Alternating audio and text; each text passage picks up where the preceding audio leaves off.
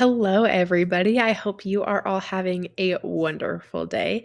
Today, what we are going to be talking about is drought in crops and drought in agriculture. What we are looking at today is our welcome and our learning targets, and then we're going to look at drought's impact on agriculture and some of our really common symptoms. And then we are going to be doing a ticket out the door or reflection. So, getting started with our learning targets. Our learning targets today are I can explain the impact of drought on agriculture, and I can recognize drought symptoms in crops or plants. So, we can explain the impact and we can recognize symptoms of drought. All right, why are we talking about drought today?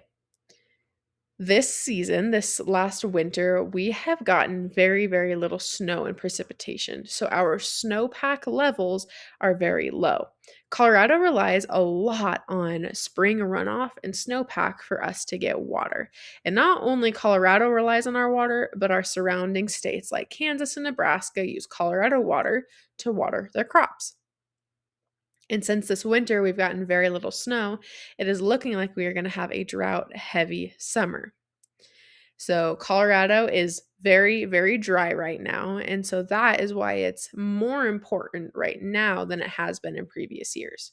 Granted, Colorado is almost always in drought conditions. And everything relies on water. Our crops, our animals, we rely on water. Everybody needs water. So that's why this topic is very, very important. So, how does drought affect agriculture?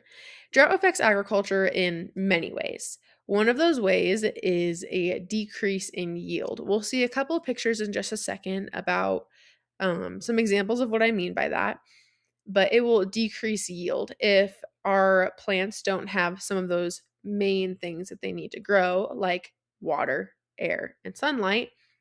They won't be able to grow as well. So, with no water, our crops aren't going to grow well. And not having very much moisture in the soil is going to cause soil erosion. When the wind sweeps through and causes big dust clouds, that's our topsoil blowing away in the wind. And that is not good because soil is, again, one of those main things that crops need to survive. And another reason why drought can affect agriculture is our air quality. Like we just said, when there's a bunch of dust sweeping through the air, or it's so dry that forest fires are raging through the land, it causes really bad air quality. And that's not good for us, that's not good for our animals. And so, bad air quality is just not good all around. So, it can decrease yield, cause soil erosion, and decrease our air quality. All those things are not good. So, what does drought look like in our crops? In this picture here, we can see very yellow and dry wheat. Now, towards the end of a harvest season, our grain crops like this tend to get yellow, just like our cow corn. However, you can also see the cracking in the topsoil there. That is a sign that the soil is very, very dry, and that is not good. That is soil crusting. And we don't really know with this crop specifically if it has had soil conditions prior to this, but this is a symptom of really low water.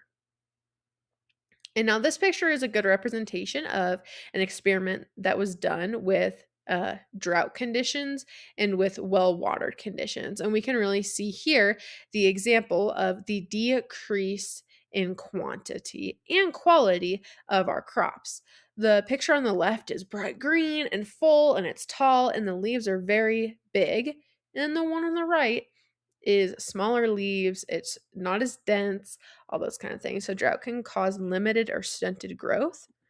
And then this is something that we can easily see in even our house plants. This is leaf curling and wilting.